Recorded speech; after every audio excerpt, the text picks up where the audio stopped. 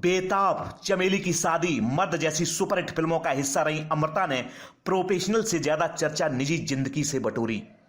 कभी शादीशुदा सन्नी देओल ने झूठ बोलकर रिश्ता रखा तो कभी शादी की उम्मीद बांधने वाले क्रिकेटर ने यह कहकर दिल तोड़ दिया कि वो कभी किसी एक्ट्रेस के साथ घर नहीं बसाएंगे।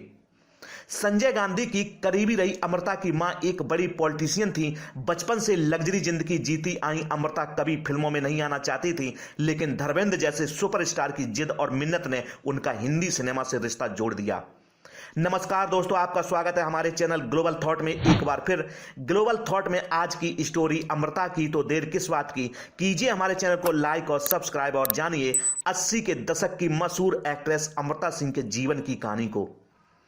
दोस्तों, 80 के दशक की मशहूर एक्ट्रेस अमृता सिंह अब 66 साल की हो चुकी हैं। 9 फरवरी 1958 को अमृता सिंह का जन्म सिख परिवार में हुआ था। उनके पंजाबी पिता शिविंदर सिंह बिर्क एक आर्मी अफसर थे, जबकि उनके परदादा शोभा सिंह नई दिल्ली के एक बड़े बिल्डर थे। अमृता के पिता शिविंदर ने मुस्लिम रुखसाना सुल्ताना से शादी की थी। रुखसाना अपने जमाने की मशहूर राजनेता थीं जो कांग्रेस के साथ काम किया करती थी। जब संजय गांधी ने नसबंदी कैंपेन शुरू किया तो अमृता सिंह की मां रुखसाना उनकी लीडर थीं।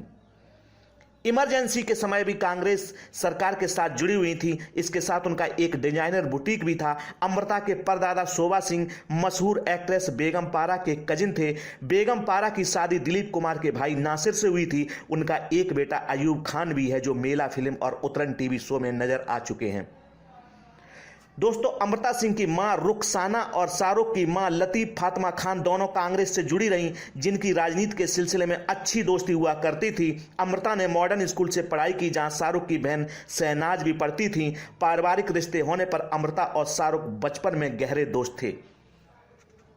दरअसल अमृता सिंह कभी फिल्मों में नहीं आना चाहती थी। वो पढ़ाई में आगे बढ़ना चाहती थी, लेकिन धर्मेंद्र की जिद पर उन्हें फिल्मों में आना पड़ा।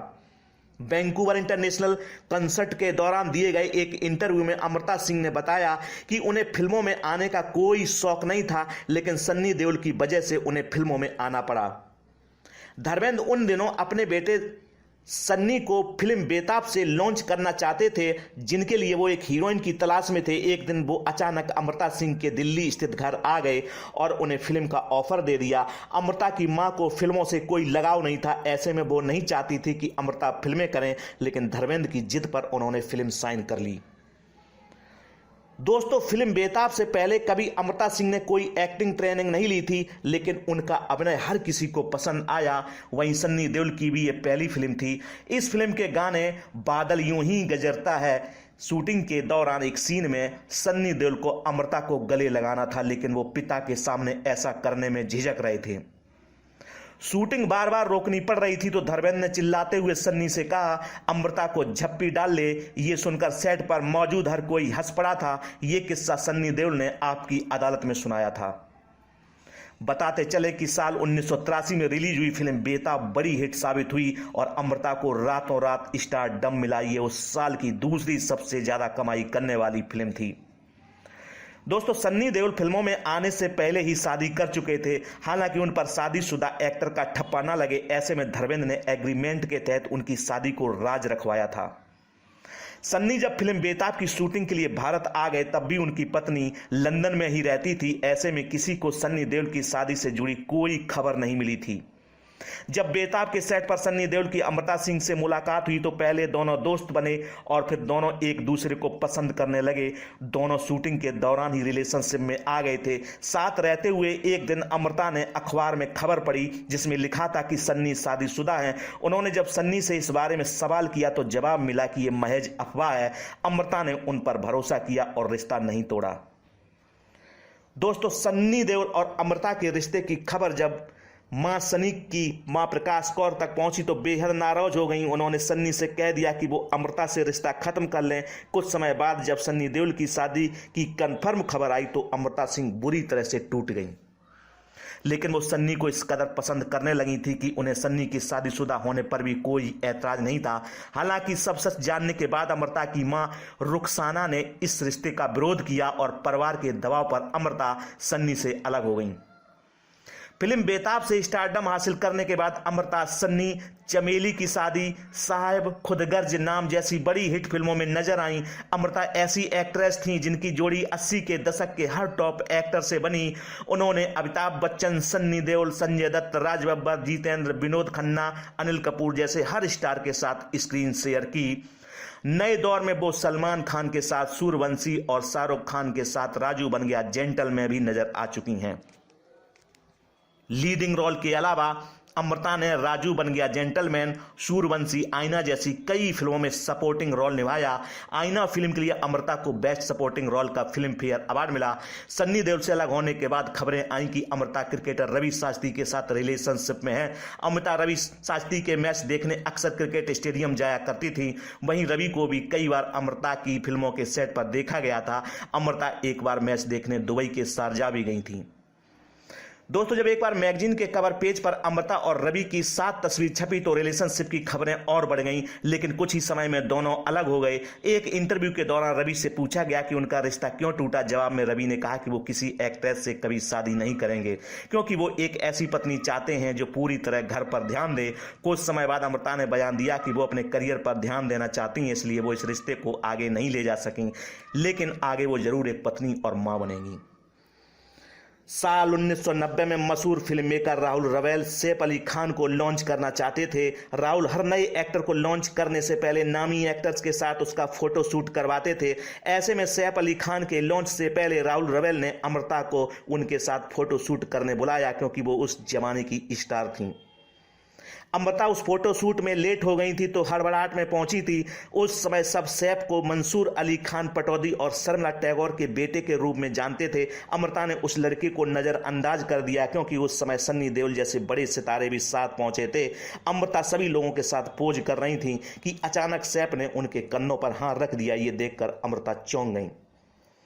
पहली मुलाकात के बाद एक दिन सैफ ने अमृता के घर कॉल मिलाया। सैफ ने पूछा क्या अमृता उनके साथ डिनर पर जाएंगी। अमृता ने यह कहकर इनकार कर दिया कि वो डिनर पर बाहर नहीं जाती। सैफ ने जब लंच का पूछा तब भी इनकार ही मिला। हालांकि अमृता ने यह जरूर कहा कि वो चाहे तो घर आकर साथ डिनर कर सकते हैं।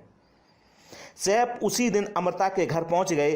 अमृता ने मेकअप नहीं किया था। सैफ ने गौर किया तो अमृता ने जवाब दिया कि मुझे तुम्हारे लिए तैयार होने की कोई जरूरत महसूस नहीं हुई।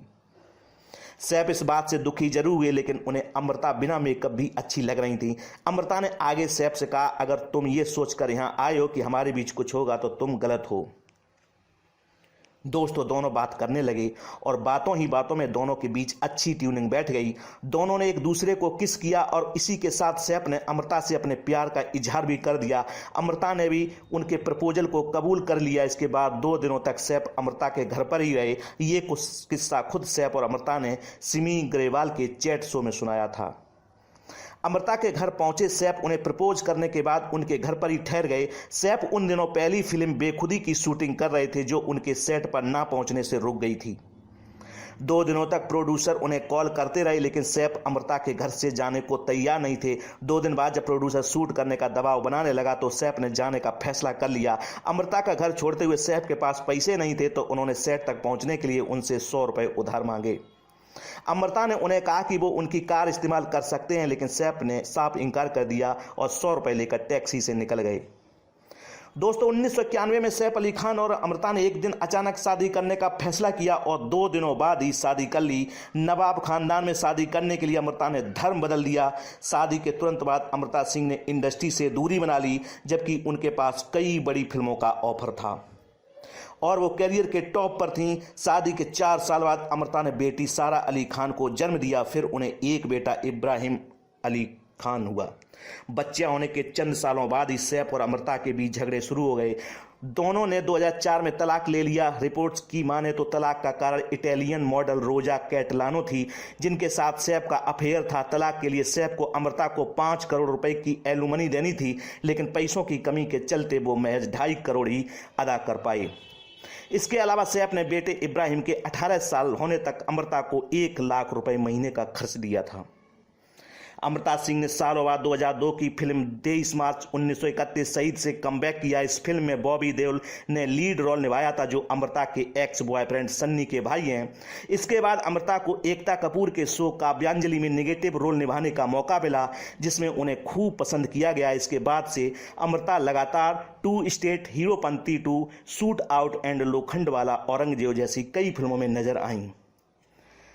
करीना से शादी करने के दिन सैफ ने पहली पत्नी अमृता सिंह के घर एक खत लिखा था। उस खत में सैफ ने अमृता का शुक्रिया अदा किया और आने वाली जिंदगी के लिए उन्हें शुभकामनाएं दी थीं। सैफ ने उस खत में उनके और अमृता के कुछ यादगार पलों का भी जिक्र किया था। साल 2012 में सैफ अली खान ने करीना कपूर से शादी कर घर बसा लिया, लेकिन अमृता सिंह ने दोबारा कभी शादी नहीं की। आखिरी बार अमृता सिंह हीरोपंती 2 में नजर आई थी। दोस्तों, आज की बॉलीवुड स्टोरी आपको कैसी लगी कमेंट बॉक्स में कमेंट करके जरूर बताएं। और अगर मेरे द्वारा दी गई स्टोरी आपको अच्छी लगती है तो मेरे चैनल को लाइक, शेयर और सब्सक्राइब करना ना भूलें। धन्यवाद।